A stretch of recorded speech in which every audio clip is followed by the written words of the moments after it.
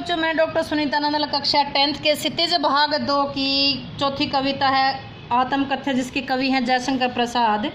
इसकी व्याख्या कर चुके हैं, ऑब्जेक्टिव टाइप क्वेश्चन कर चुके हैं, लघु उत्तरात्मक कर चुके हैं।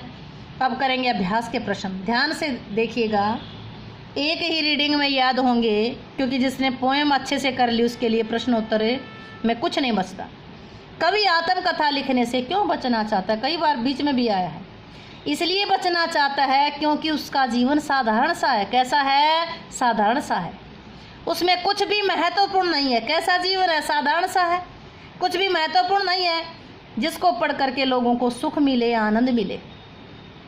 उसके जीवन में दुख और अभाव की भरमार है। कवि दूसरों को ये दुख और अभाव नहीं बांटना चाहता। उसके मन में किसी के प्रति अनुरक्ति की भावना थी, प्रेम की भावना थी, उसे भी कवि किसी को नहीं बांटना चाहता। कवि के जीवन में दुख थे, अभाव थे, उसे नहीं बांटना चाहता।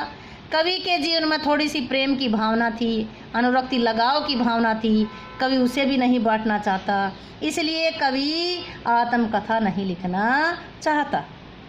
नेक्स्ट क्वेश्चन देखिएगा। आत्मकथा सुनाने के संदर्भ में अभी समय भी नहीं, ऐसा कवि ऐसा क्यों कहता है?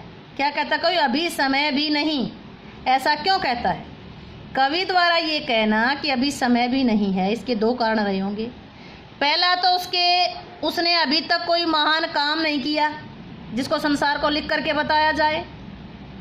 पहला काम क्या है? कि उसने ऐसा कोई काम नहीं किया जिसे दुनिया को लिख कर बताया जाए कि मैंने ये महान काम किया है। दूसरा ये हो सकता है कवि शांत हृदय का है, शांत चित्त है, उसके जीवन में पीड़ा ही पीड़ा है, व्यथा ही व्यथा है, उसे सुना करके लोगों को दुखी नहीं करना चाहता। पहला कारण क्या था? पहला तो ये रहा होगा कि कोई ऐसा काम नहीं किया है, महान काम, जिसको दुनिया को लिख करके बताए। दूसरा ये कि हो सकता है शांत हृदय का, उसके हृदय में पीड़ा ही पीड़ा, अपनी पीड़ा को दूसरों को सुना करके दुखी ना करना चाहता हो। नेक्स्ट क्वेश्चन देखिएगा। स्मृति को पाथे बनाने से कवि का क्या आशय है? जिस प्रकार पथिक को यात्रा पूरी करने के लिए रास्ते में कुछ खाने पीने पाथे की आवश्यकता पड़ती है, उसी प्रकार हम भी अपनी लंबी दुख भरी जीवन यात्रा में कवि ने अपने जीवन की सुखद और मधुर स्मृतियों को मन में बसा रखा है, मन में सजा रखा है, ताकि उनके सहारे आगे के पथ में वो पाथे का काम करती रहे, अर्थात आने वाला उसका जीवन उन मधुर यादों के सहारे व्यतीत हो सके। जो प्रेमिका के सुखद मिलन की बातें थी, उसको कवि ने, जो स्मृति थी, जो यादें थी, उनको अपने जीवन के रास्ते का पाथे बना लिया, सहारा बना लिया, संबल बना लिया। नेक्स्ट क्वेश्चन देखिएगा। भाव स्पष्ट कीजिए। मिला कहाँ वह सुख जिसका मैं सोपन देखकर जाग गया, आलिंगन में आते आते मुस्काकर जो भाग गया। इन पंक्तियों में कवि ने स्पष्ट किया है कि उसने जिस सुख का सपना देखा था, सुख कभी मिला ही नहीं। उसकी पत्नी या प्रेमिका भी उसके आलिंगन में आते आते रह गई। वह मुस्कुराकर उसकी ओर बढ़ी, किंतु आलिंगन में नहीं आ सकी, उसकी पहुँच से सदा दूर चली गई। अर्थात मैंने पहले भी बताया था कि कवि की 3 पत्नियां थीं जो एक एक करके स्वर्ग सिधार गई थी। कहने का मतलब ये है कि उन्हें कभी भी पत्नी सुख या दाम्पत्य सुख प्राप्त नहीं हो सका। नेक्स्ट भाव सुंदरी देखिए। जिसके अरुण कपोलों की मतवाली सुंदर छाया में अनुरागिनी उषा लेती थी निज सुहाग मधुमाया। कवि ने यहाँ इसमें अपनी प्रेमिका की सुंदरता का वर्णन किया है, जिनके लाल गुलाबी गाल मस्ती से भरे थे। ऐसा लगता था कि जो प्रेम भरी उषा है, प्रेम भरी सुबह भी उनकी प्रेमिका की लाल गालों की लाली से उधार लेती थी। प्रेम भोर की बेला भी अपनी लालिमा उसके मत वाले गालों से लिया करती थी। कहने का मतलब ये है कि उसकी प्रिया के मुख की सुंदरता प्रातःकालीन लालिमा से भी ज़्यादा सुंदर थी। उज्ज्वल गाथा कैसे गाऊं मधुर चांदनी रातों की, इस कथन के माध्यम से कवि क्या कहना चाहता है?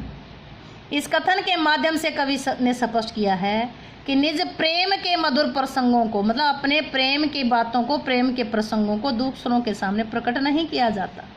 मधुर चांदनी रात में बिताए गए मधुर पल कवि को उज्ज्वल गाथा के समान लगते हैं। कवि को प्रेमिका के साथ बिताई गई जो मधुर चांदनी रातों के जो पल थे, वो उज्ज्वल गाथा जैसे लगते हैं। ऐसी उज्ज्वल गाथा बड़ी अपनी निजी संपत्ति होती है, अतः ऐसे पलों को आत्मकथा में लिख करके अपना मजाक बनवाना है। ऐसे पलों को आत्मकथा में लिख करके मजाक बनवाना है, अतः आत्मकथा में उनका लिखना आवश्यक नहीं है कि मैं अपनी आत्मकथा को लिखूं और लोग मेरा मजाक उड़ाएं, इसलिए ये आत्मकथा में लिखना जरूरी नहीं है।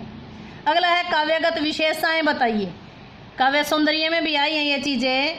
इसमें कवि कौन है? आत्मकथ्य कविता के कवि जयशंकर प्रसाद हैं। ये छायावादी कवि हैं। इन्होंने संस्कृत निष्ठ भाषा का प्रयोग किया है, संस्कृत की तत्सम शब्दावली का प्रयोग किया है। जैसे कविता की पंक्ति आई थी, उज्ज्वल गाथा कैसे गाऊं मधुर चांदनी रातों की। इस कविता में भाषा में प्रकृति के विभिन्न उपमानों का प्रयोग किया गया है, जिससे विषय और भी रोचक बन गया है। जैसे मधुप, पतियाँ, नीलिमा, चांदनी, ये इसके उदाहरण हैं। इसके अतिरिक्त मधुप, रीति, गागर, ये प्रतीकों का भी प्रयोग किया गया है। सारी कविता में गीतात्मक शैली है। अंत्य अनुप्रास, इसको स्वर मैत्री भी आया है। अंत्य अनुप्रास अलंकार का प्रयोग से भाषा में लय बनी रहती है। जैसे कि उसकी स्मृति पाथे बनी है तके पथिक की पंथा की, सीमन को उधेड़ कर देखोगे क्यों मेरी कंथा की। यहाँ स्वर मैत्री अलंकार के कारण भी भाषा संगीतात्मक बन गई है। चित्रात्मकता भाषा की अन्य विशेषता है।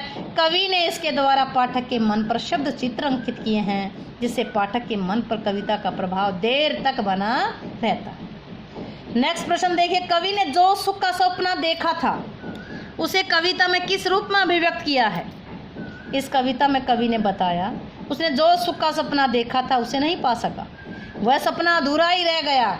लेकिन उसके सौपन की जो यादें थी वो उसके मन की गहराइयों में बसी हुई है।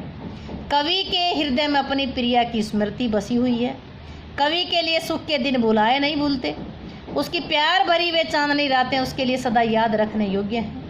वे स्मृतियाँ उसके लिए संबल थी, सहारा थी। उसके जीवन में एक अपूर्व आनंद का संचार करती थी वो मधुर यादें। प्रिया की हंसी का स्रोत तो उसके जीवन के कण कण को सरोबार किए रहता था। कवि उस सौपन को प्राप्त नहीं कर पाया। जो ही कवि ने उसे पाने के लिए अपनी बाहें फैलाई तो आंखें खुल गई, सपना टूट गया। इस प्रकार कवि ने इस कविता में सुख के सौपन को मधुर स्मृतियों के रूप में प्रस्तुत किया है। उम्मीद है कि ये व्याख्या वस्तुनिष्ठ, लघुत्रात्मक और अभ्यास के सारे प्रश्न आपको अच्छे से समझ आए होंगे। वीडियो अच्छी लगे तो लाइक करें, शेयर करें, चैनल को सब्सक्राइब करना ना भूलें।